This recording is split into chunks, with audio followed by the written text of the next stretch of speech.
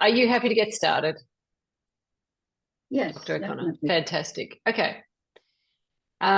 So, thank you for joining us this evening. This is first in a series of opportunities for the Australian Federation of Medical Women to have a chat with some of our outstanding women leaders in Australia. And my name is Dr. Sarah Coll. I'm an orthopaedic surgeon based in far north Queensland.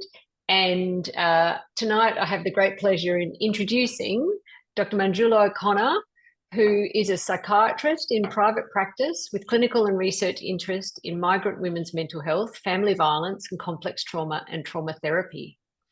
She is an honorary clinical associate professor at the Department of Psychiatry in the University of Melbourne, an adjunct professor in the University of New South Wales Department of Social Sciences. She is the chair of the Royal Australian New Zealand College of Psychiatrists Family Violence Psychiatry Network. She is the author of a best-selling book, Daughters of Durga, and she successfully led the dowry abuse campaign in Australia, culminating in a law change in Victoria. And one more point, she is the recipient of the Victorian Government Multicultural Award, Excellence in Service Delivery in Women's Health, Australia, India Business and Community Excellence Award. She is also a distinguished recipient of the RANZCP 2023 Victorian Branch Meritorious Award. Did I miss anything? I didn't miss anything that round, Dr. O'Connor? Didn't miss any important details? I know, but I'm not. No, but I'm not sure whether it is you or my end. But you are cutting out every now and then with your videos. Excellent. Can you just give me 2 seconds and I'll move.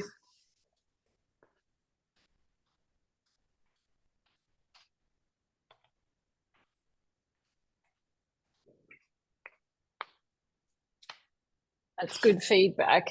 So am I freezing? Is that what you've noticed? Yeah, yeah. Yeah. Okay. Is that any clearer with the video?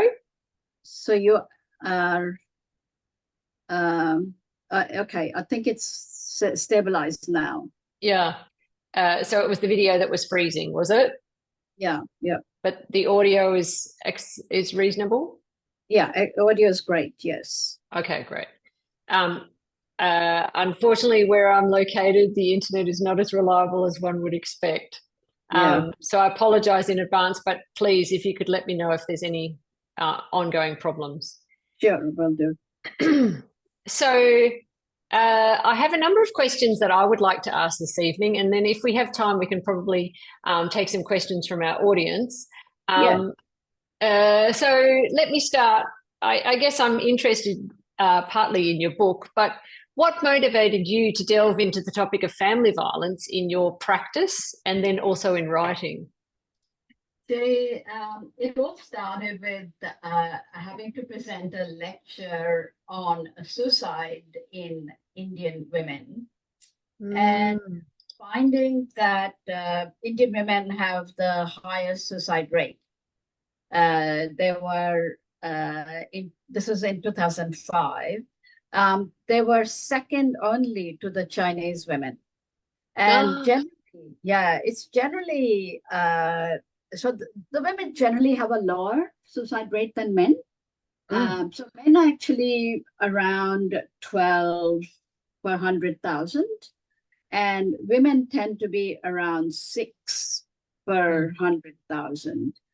Whereas the Indian women, they can go from, they range a lot across various parts of India. There are some parts where the young women were 100 per 100,000. But overall, it's about 11 per 100,000. So nearly double that of Australian women. That's in India. And I was doing research around what explains this very high suicide rate, and came across this book by Professor Amartya Sen called The Argumentative Indian. And in that, he pointed to the concept that he first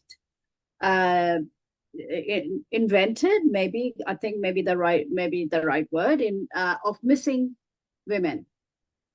That means women who should be alive today but are not. And he said that his estimate was that there were 25 million missing Indian women, and why and where, at what point in their life.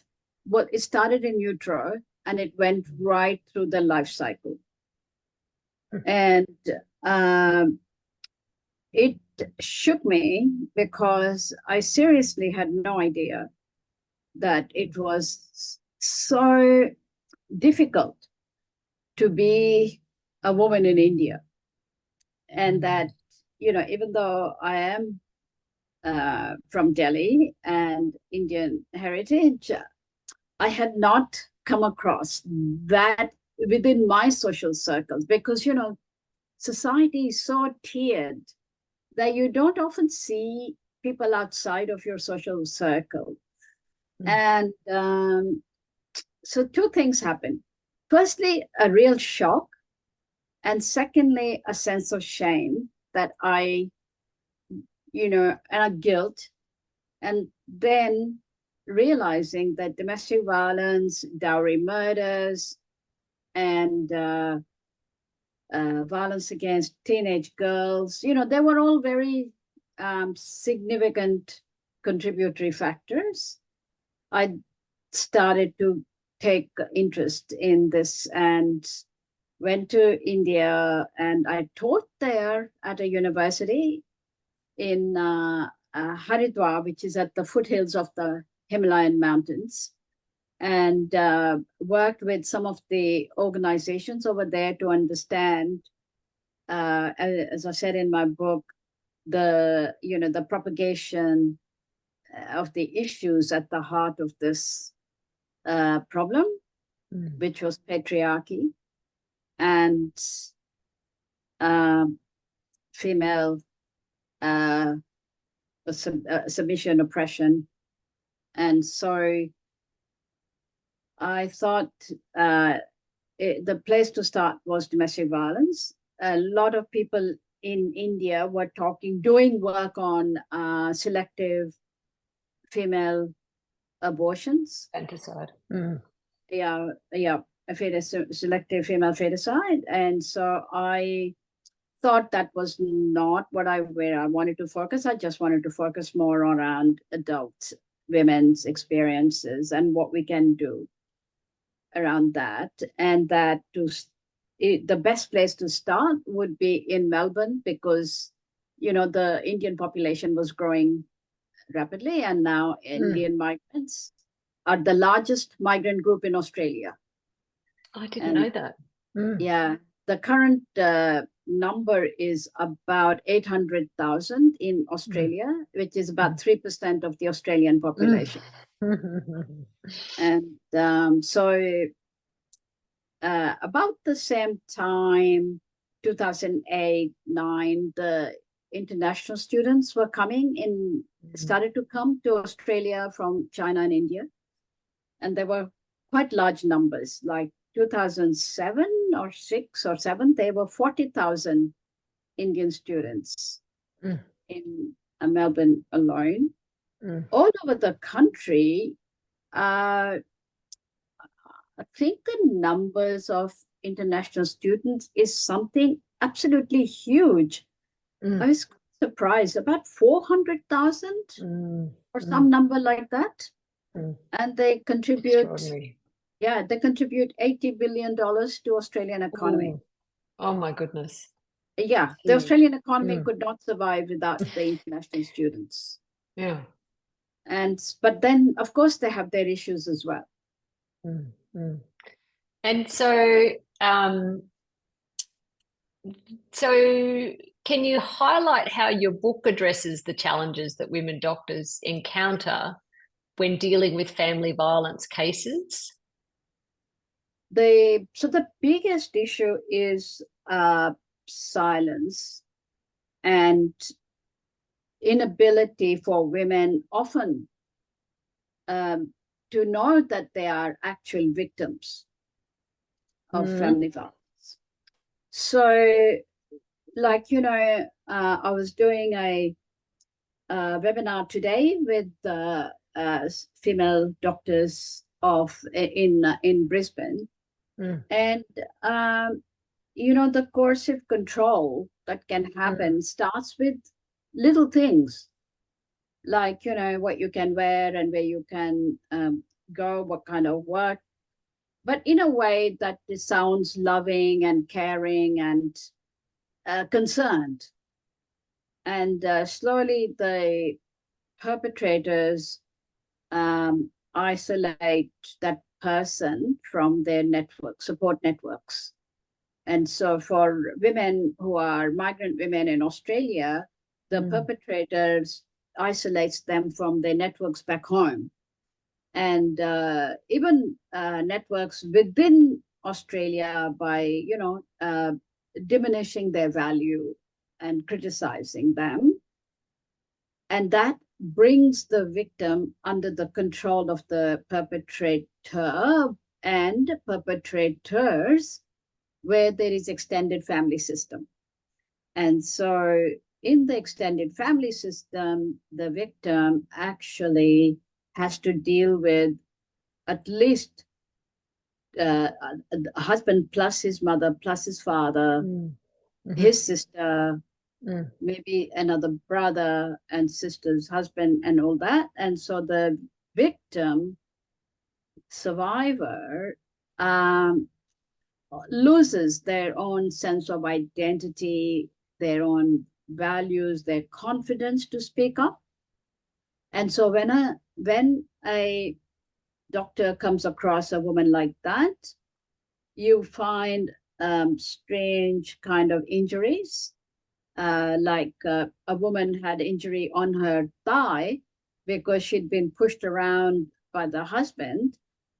And when the doctor asked her what was that bruise, she said, I fell across slipped across, fell on the washing machine, or some story she made up, which was quite implausible story. And the doctor didn't follow that up.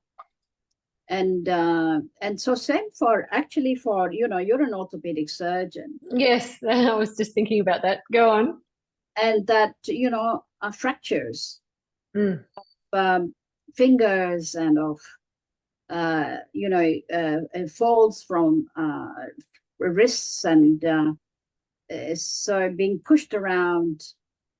The worst one I've heard about was a woman being bashed so hard in her jaw that she had a completely fractured jaw and lost a number of teeth at the time. And she actually, it's been about 7 years and her teeth are still not fixed because it takes a lot of money for the orthodontist and orthopedic surgeons and other people, Max Fix together to fix it all up, and it costs a lot of money she doesn't have. And so, if you see those kind of unexpected injuries, it's so important to check as to speak with her in a way that gives her confidence to say that she's unsafe. Are you safe at home? How are things at home? Are you feeling? Do you feel okay to go home? Do you feel afraid? Do you feel fear?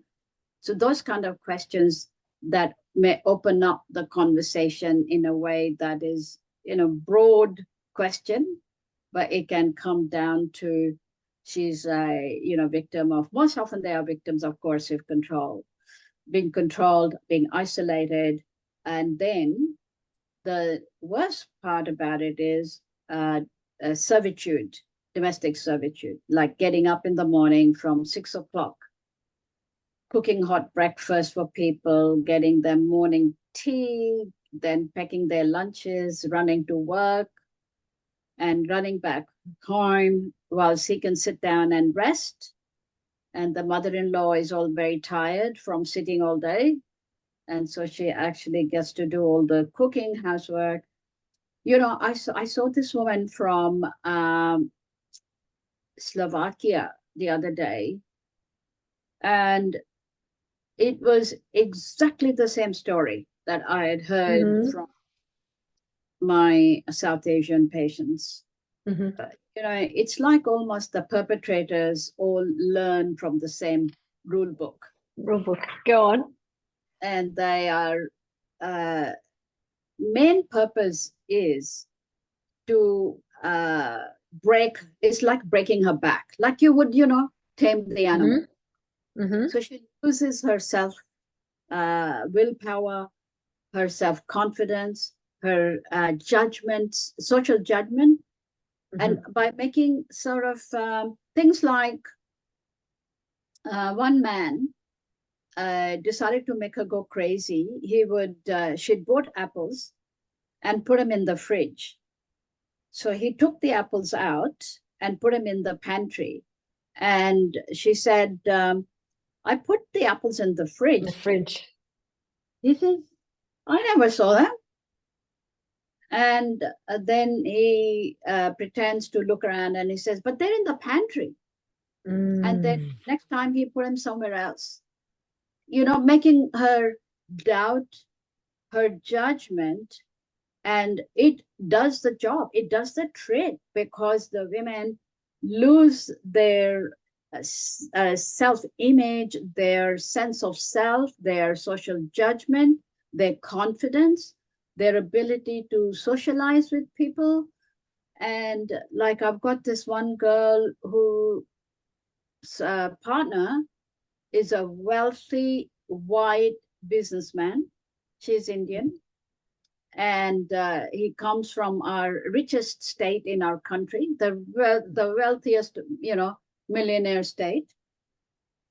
And he subjected her to this kind of fooling her. This is called gaslighting, by the way. That's the technical term. Gaslighting her and making her feel so bad about herself, and telling her that you are nothing but a horrible word I don't even want to use.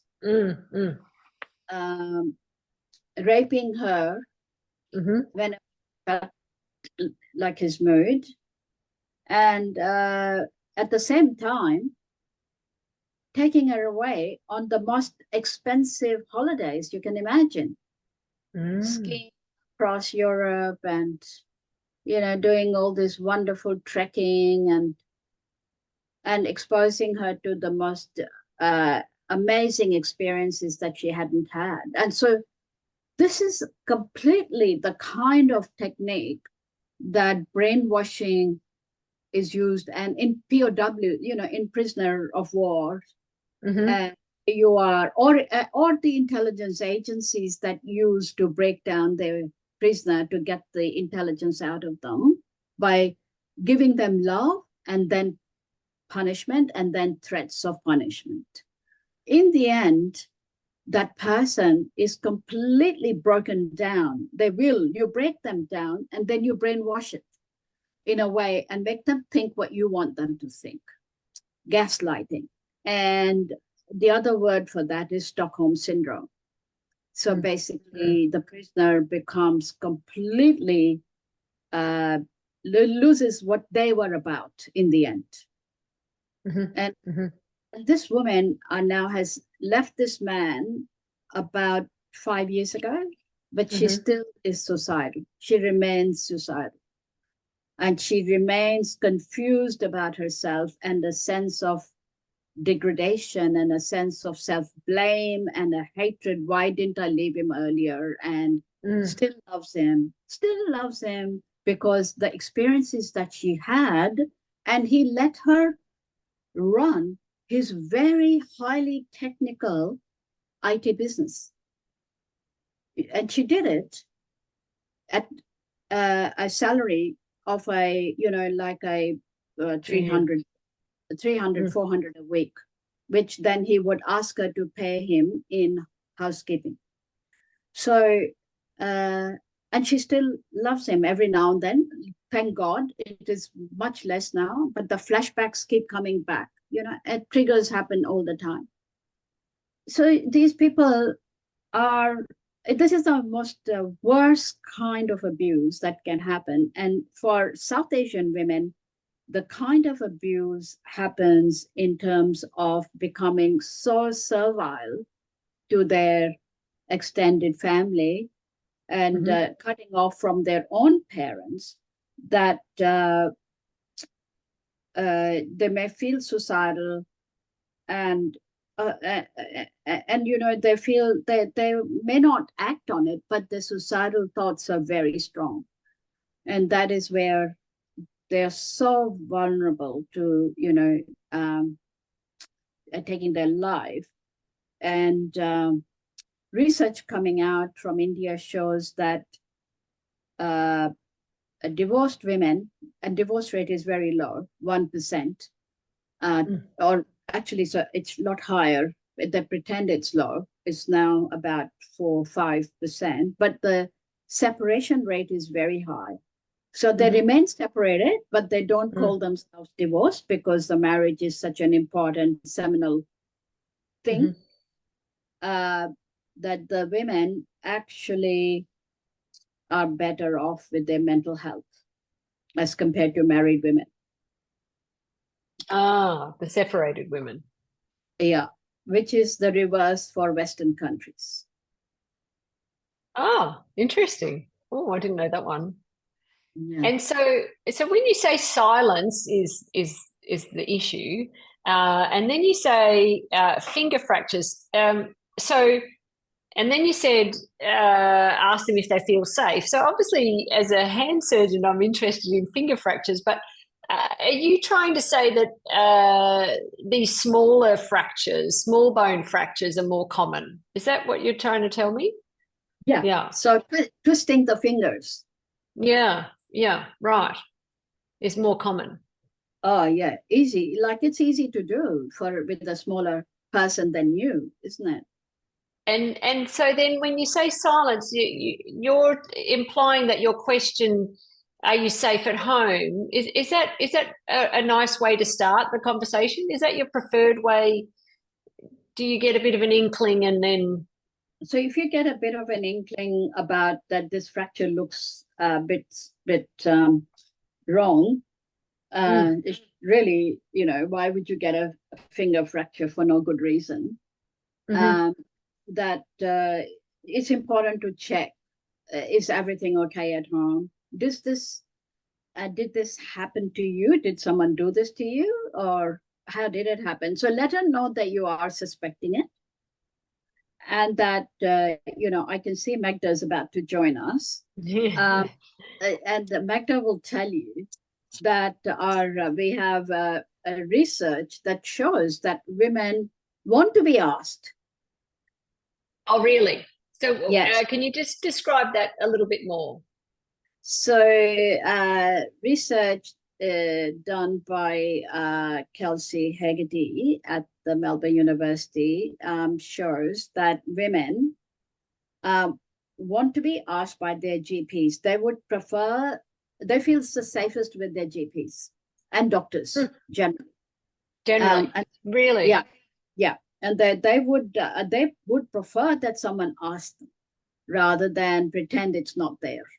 That you're not going to create any anxiety in a patient by asking, did someone do to you, or did this happen, or are you safe at home, or do you have any sense of fear at home, or even a broader one, how are things at home? Yeah, that's an easier one for me. Yeah, that's an easy one. And but if you saw someone with a fractured finger, and you'd ask, wouldn't you, how did it happen? The mechanism of injury, yes, I do spend a bit of time trying to establish that and trying to establish its plausibility. So it's not very far to go to how are things at home. How things at home, and if you suspect she gives you a hint, then you can go into, did someone do this to you, or was it actually an injury? Because this patient of mine who fell down across, and she said the story she made, she fell down and fell onto the washing machine. The husband had pushed her and she'd fallen onto the coffee table. And that's how she got the bruise on her thigh, which easily could have been a fracture. She was so surprised that her GP accepted her explanation and did not. Yeah, I find that challenging as well. Yeah. At what point do you step in and say, you know, this doesn't sound plausible? And I would say that if you suspected it and you said that doesn't sound like that doesn't sound right, just like, you know, you can say it in a hesitant way that allows the patient to come back at you and say, and you can say, you can share with me if you wish. So, you know, there are many ways of stating it that makes the woman feel safe to know that you will believe her. So that is the biggest issue. The women want to share it, but they want to know that you will believe it.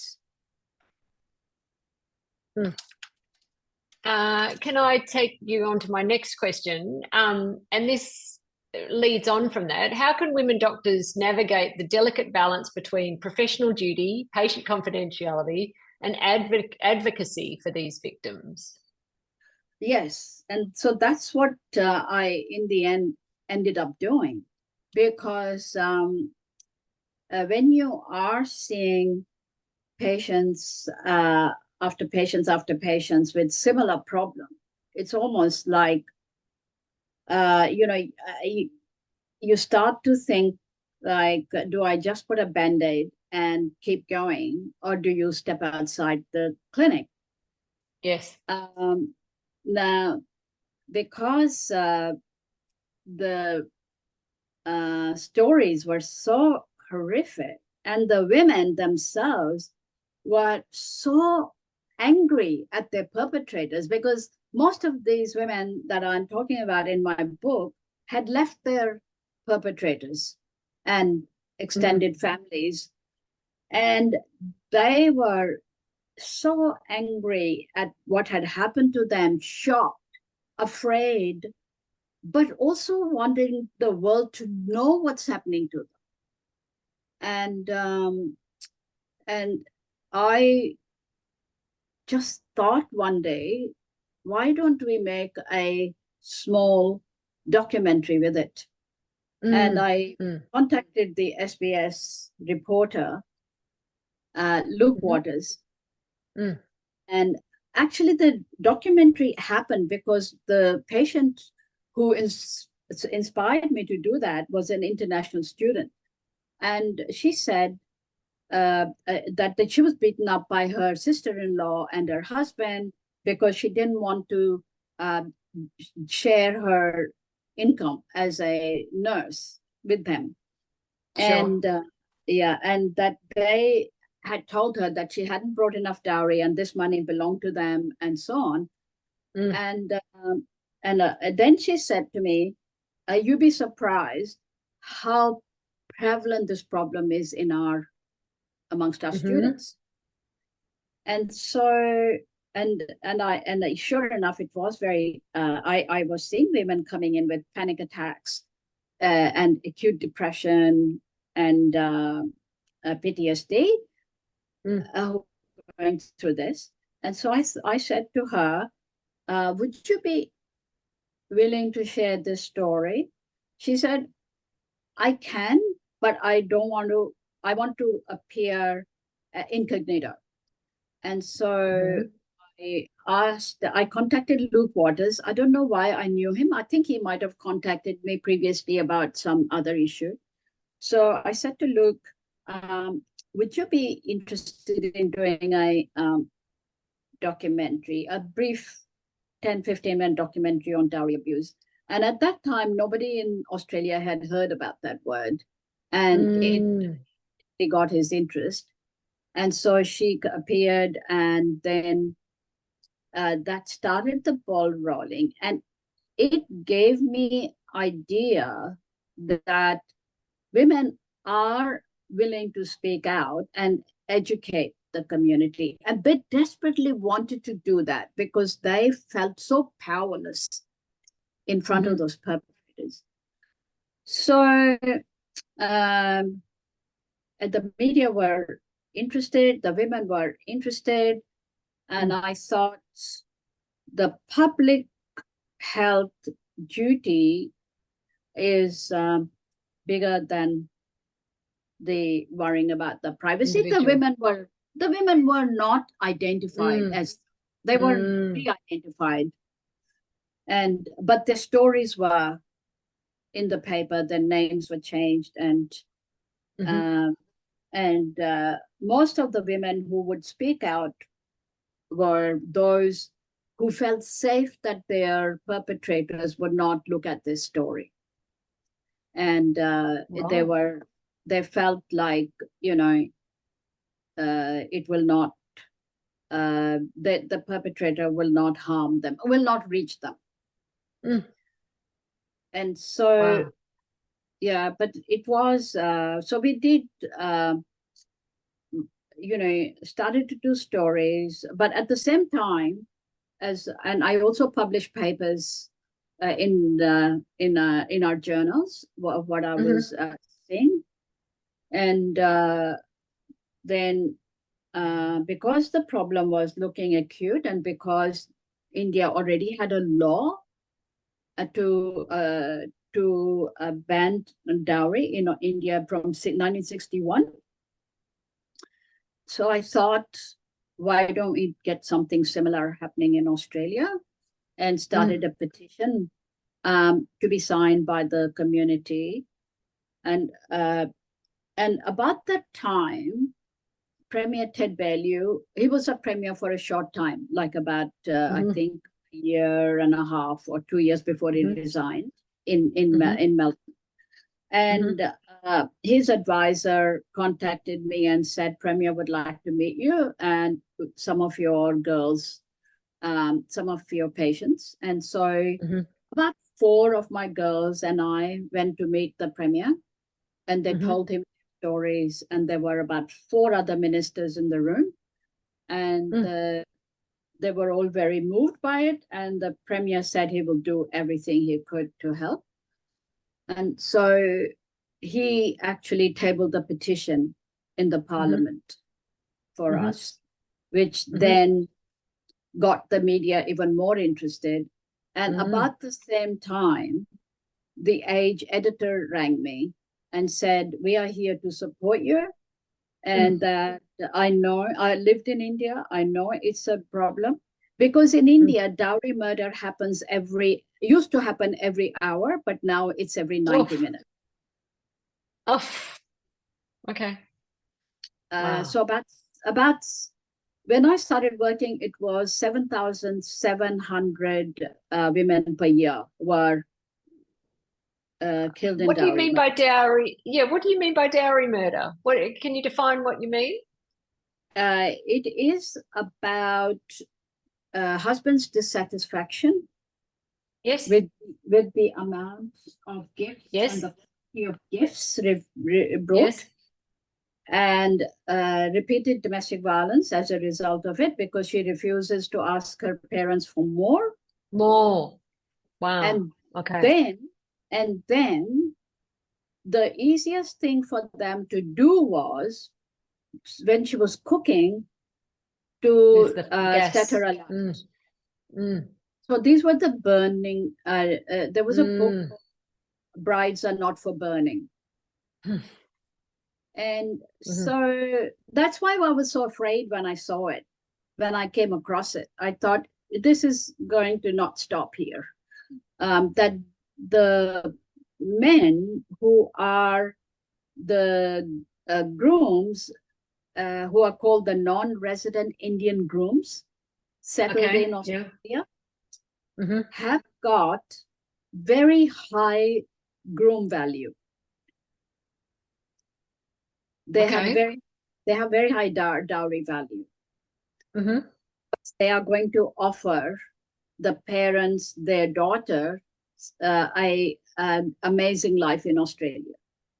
A residency, right. As a result of Australian residency. Yes. And that artificially increases their value. Mm-hmm. And then they have the power to extort more when she comes Mm-hmm. over. Okay. Or even on the day of the marriage. Goodness. Like one of the girls who got murdered in Melbourne in 2015, her father worked with us to get this petition through into law. He actually, her husband asked him on the day of the wedding, in spite of the fact that they've furnished their whole house with white goods, furniture, anything you can imagine, and cash, and cash already given, something like $10,000. He wanted, the groom's father said to the bride's father, we want $12,000 cash. Otherwise, the wedding is off.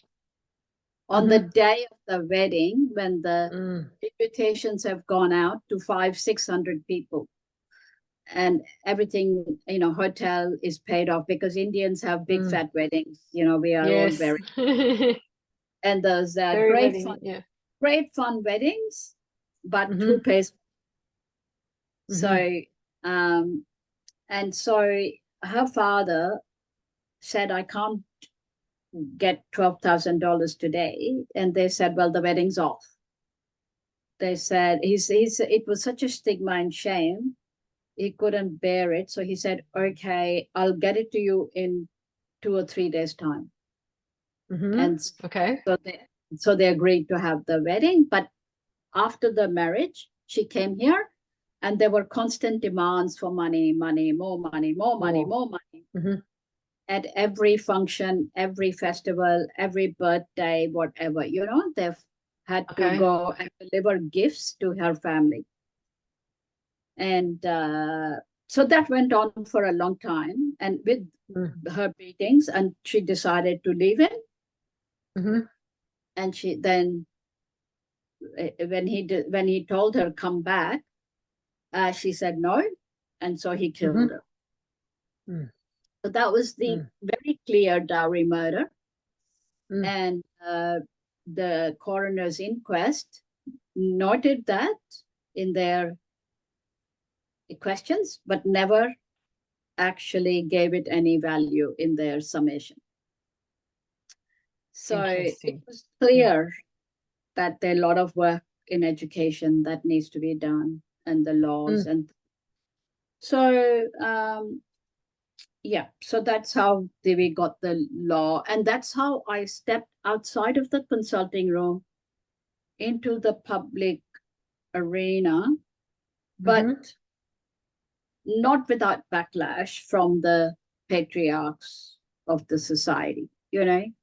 Who are you to speak about? There's nobody, there's no problem. You're just doing it for your publicity. It's all fake. And a petition against me circulated to all the MPs before it became law, because it became law in the next government under Daniel Andrews. Goodness. And so a lot of work to stop this from happening. But but the story was out, like it is a big story in every newspaper, dozens and dozens of stories. So, how many women can be like if you see one woman in the media, that means there must be hundreds more. Yes, of course. It's a tip of the iceberg. Yes, of course. I'm going to indulge myself in one more question before I open it up to our listeners, if that's okay with you, Dr. O'Connor. Thank you. So on that note, that seems to have been a theme of our chat this evening. what advice do you have for women doctors who may want to advocate for policy changes or community initiatives related to family violence? So what advice do you have for us on this advocacy journey that you've been on? The first thing is, if you really want to do it, you have to join hands with an already existing community organization. Yes.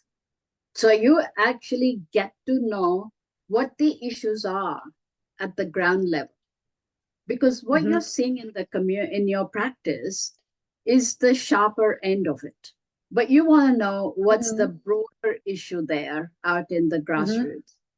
And so that's what I did. I joined the Australia-India Society of Victoria and started to attend community meetings. I would be the only doctor there, along with, every other professional group. Oh. Yeah, because, doctors don't go outside and meet people who are less than. Interesting. Yeah. Someone said to me, you are the only psychiatrist or doctor who comes out. Why is it that other doctors don't do the same? Okay, so, that's good to know. So it's important to look like others and talk like others and be at the community events that, we would not deign to attend because they're not academic enough or they're not influential enough or things like that. And that's how then you start to get invited to do talks for, community. They start to recognize what you are doing and share your work with them, your ideas. And so at the Australian Society of Victoria, I started the very first task force against domestic violence as a community group in 2009. And so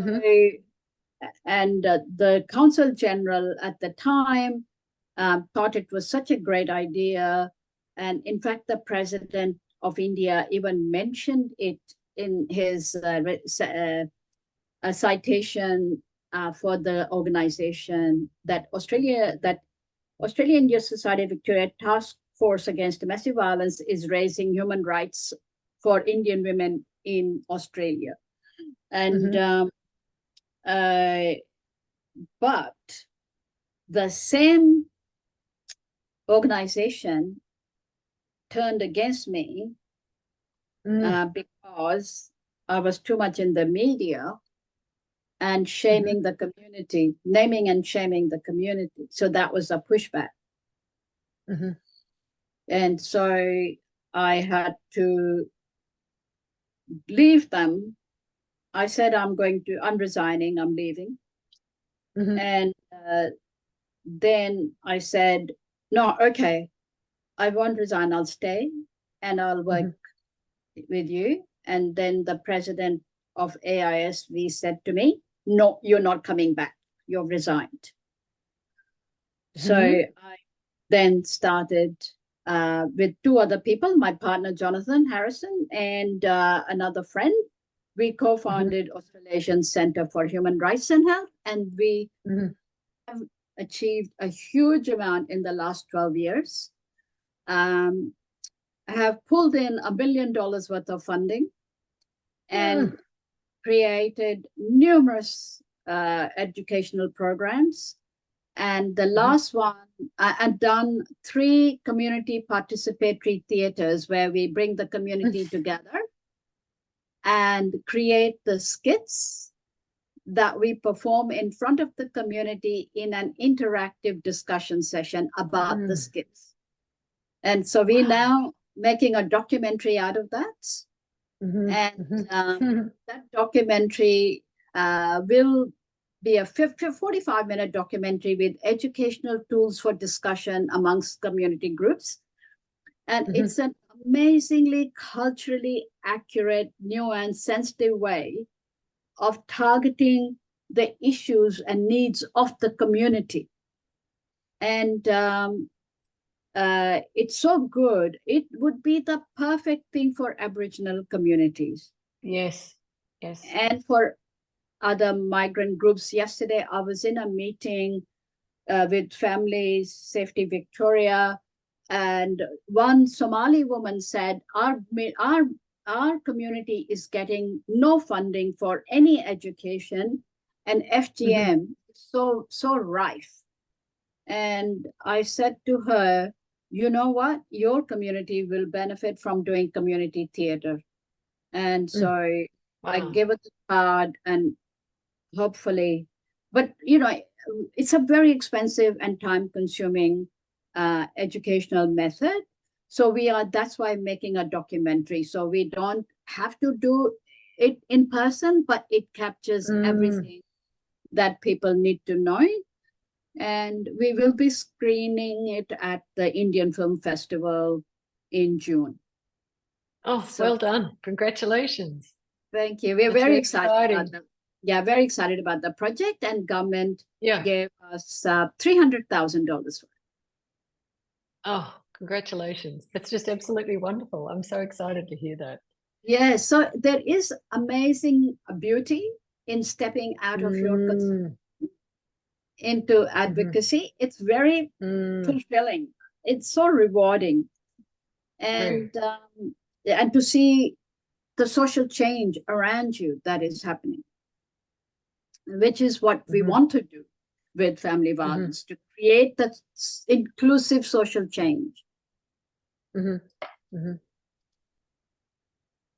Well, we have got some time, if that's okay with you, Dr. O'Connor, to take any questions from our audience. If you could do the traditional hand raising, that would be very helpful. And but I have more questions if there isn't any from the floor.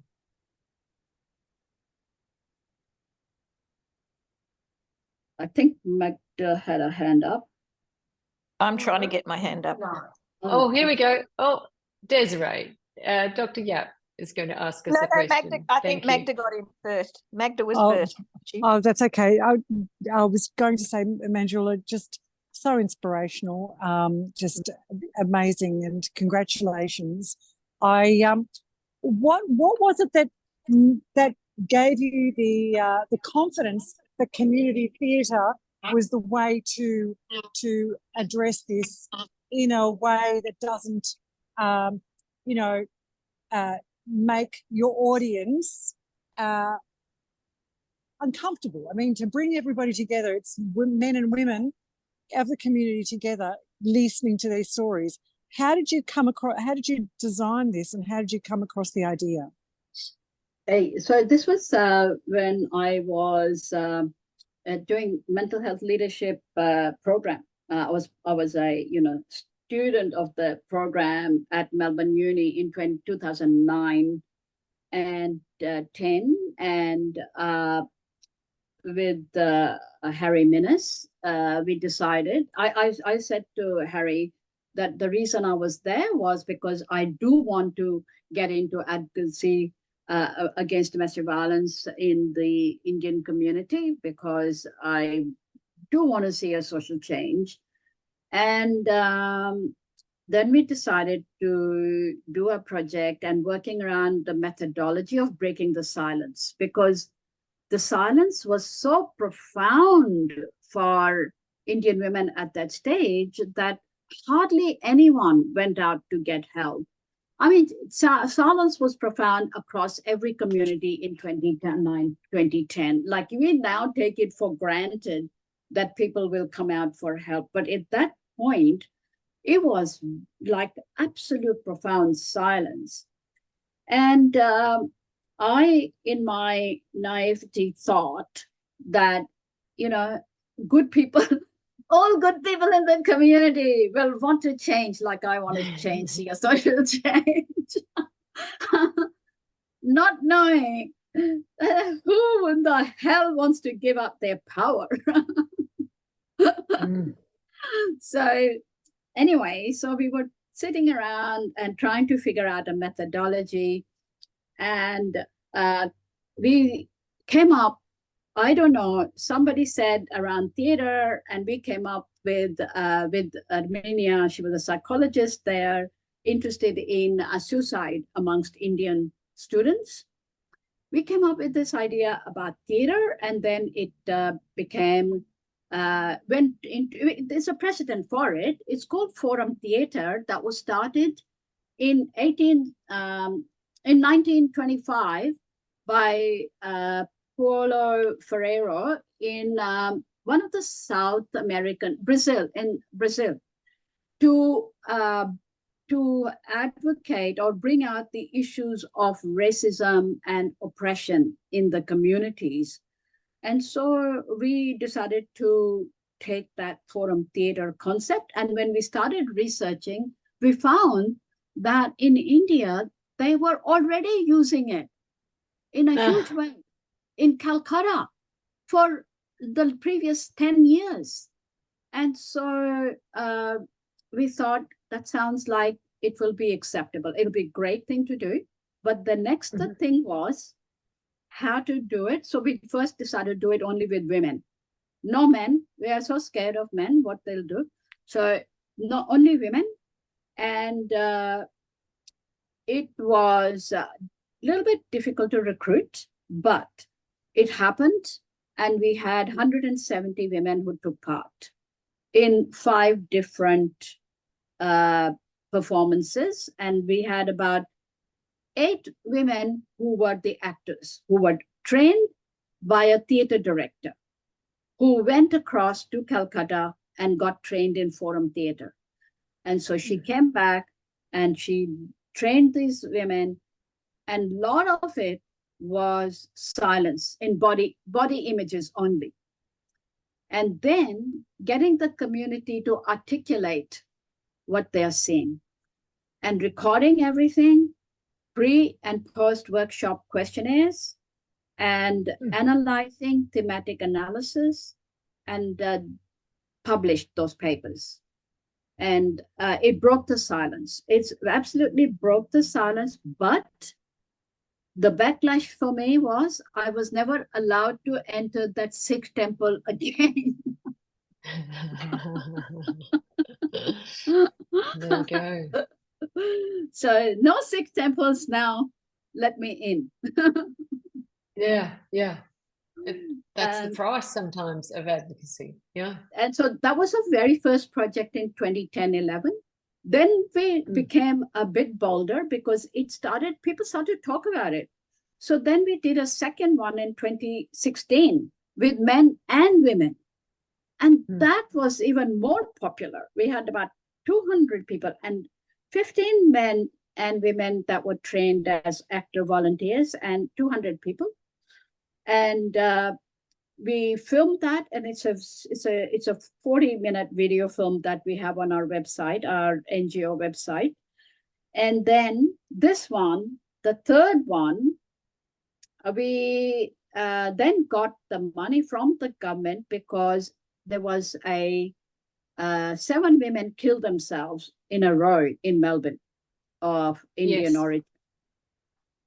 And when the police went to investigate, most of them had domestic violence. So the government gave us money to continue to educate, but also to focus on dowry abuse and the law around it and the financial abuse. And so we've done that now for 3 years. It is always hard to recruit men as audiences, but we did have 5 or 6 men as actor volunteers, trained as actor volunteers, and 15 women. So we had a big team this time.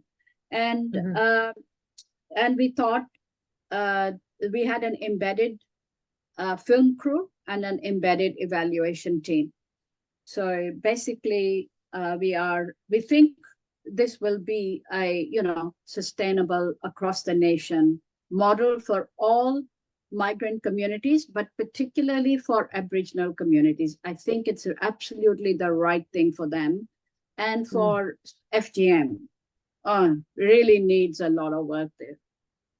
But whether the issue there is profound silence, profound, and the patriarchal dominance there is profound.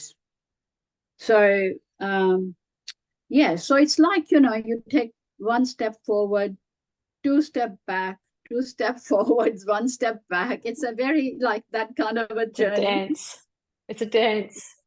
It's a dance, but you know, we are making an impact because 1800 Respect announced 2017 that Indian women were their biggest callers after the mainstream local born women. So we know more women are coming out for help, that we have done something here. So, and it's only the Indian women migrant group. Other migrant groups are suffering the same.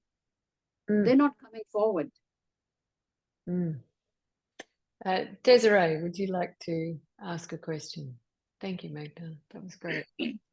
Yeah, thank you for a really interesting presentation. I was actually wondering whether, given we're recording this, Dr. O'Connor, whether you'd be happy that I could share a link to some of the younger, you know, feminist groups that are on Facebook that don't actually necessarily, you know, connect with some of the things that are more longer standing, because, you know, I think this has been a fantastically interesting presentation, and I think it's underappreciated what work is actually going on and what has gone on.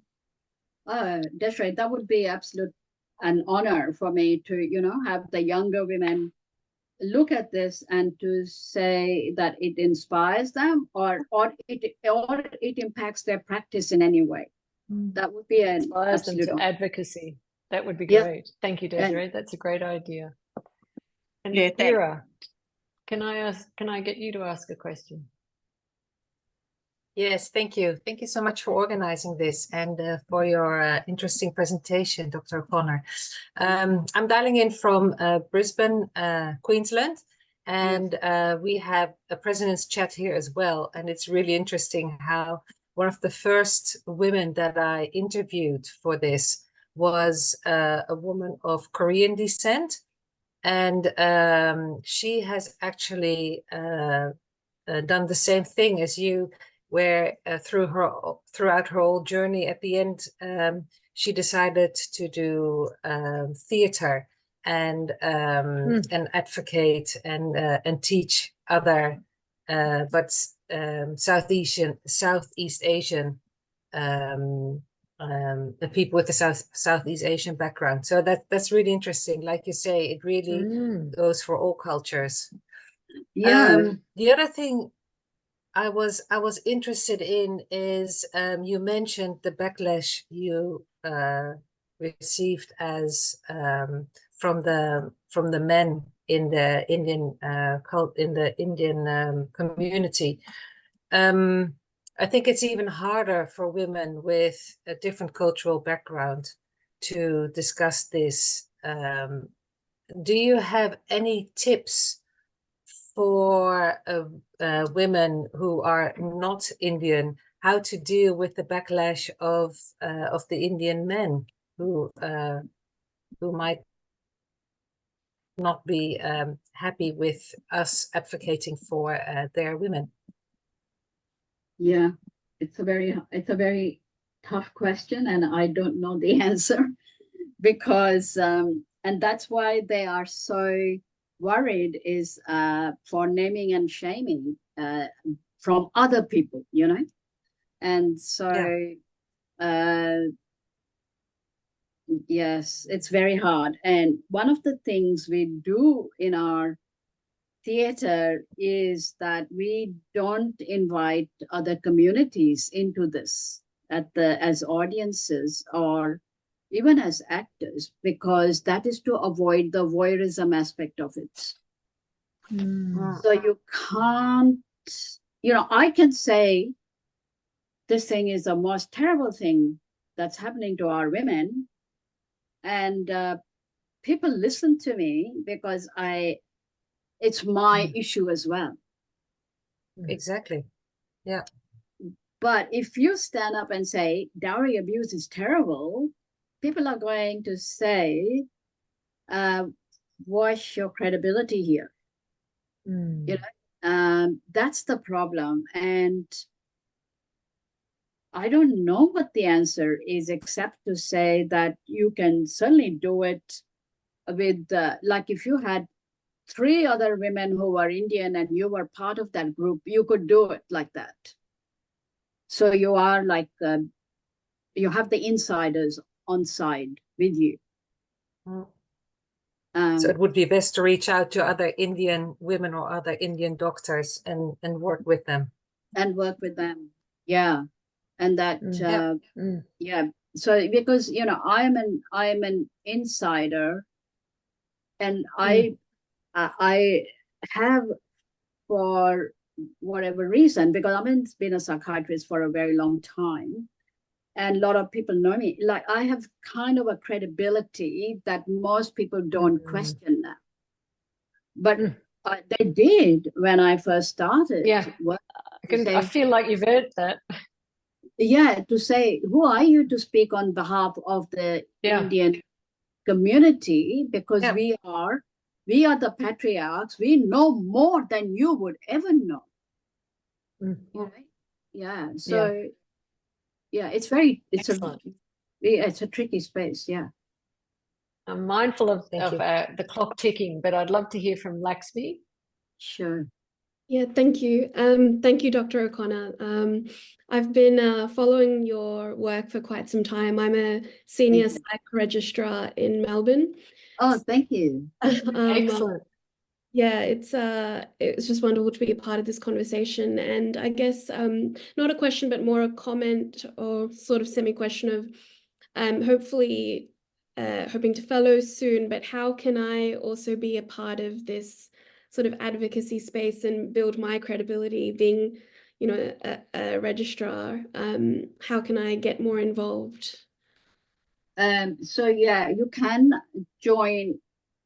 Look, it's not easy. Like, don't imagine that you as a registrar are so busy with your time constraints and the burden on you and the shortage of staff, and you have to study and all of that.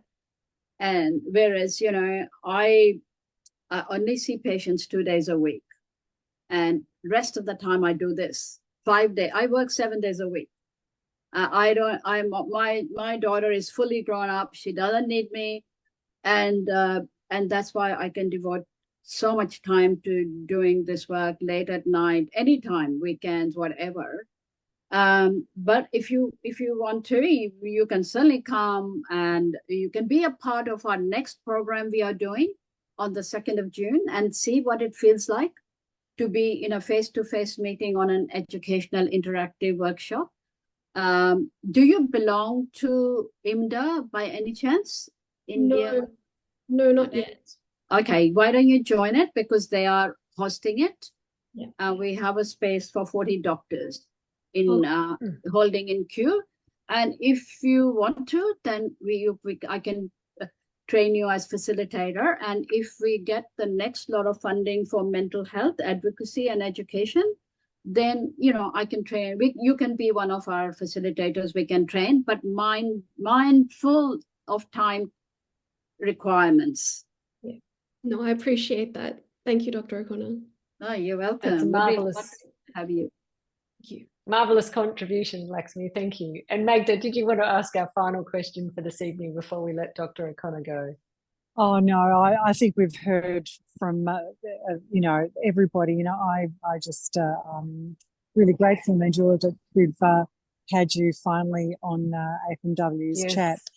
But I also just wanted to comment on how marvelously culturally sensitive your approach has been. As you said, you know, avoiding the voyeurism from other cultural groups.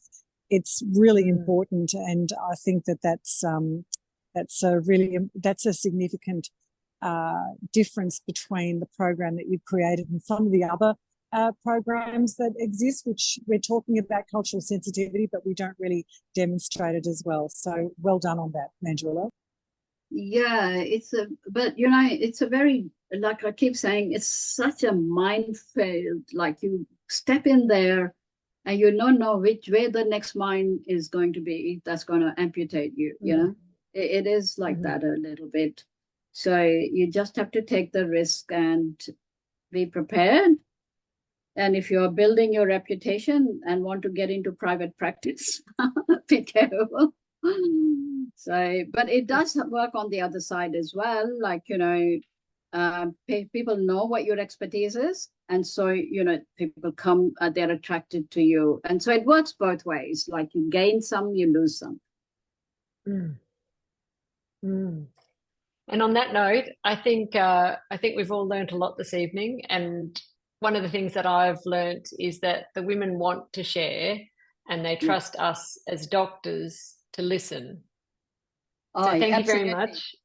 Absolutely. I think Megda will tell you that is the case, isn't it? Yes, it is. It's they want to be asked, and they want to be believed also. That's the key.